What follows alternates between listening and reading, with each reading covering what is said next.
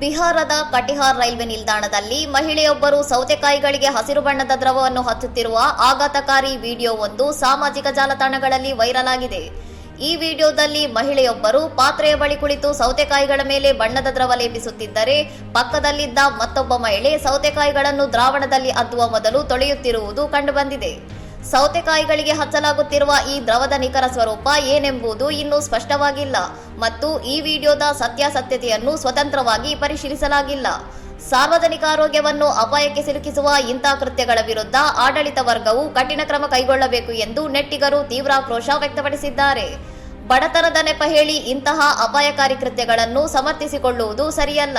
ಜನರು ಇವುಗಳನ್ನು ಸೇವಿಸುವುದರಿಂದ ಆಹಾರ ಸುರಕ್ಷತೆಯ ಬಗ್ಗೆ ತನಿಖೆಯಾಗಬೇಕು ಎಂದು ಬಳಕೆದಾರರು ಒತ್ತಾಯಿಸಿದ್ದಾರೆ.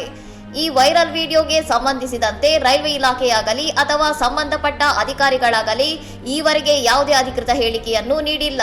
ಇನ್ನಷ್ಟು ಸುದ್ದಿಗಳಿಗಾಗಿ ನೋಡ್ತಾ ಇರಿ ಸೌರಂ ಟಿವಿ.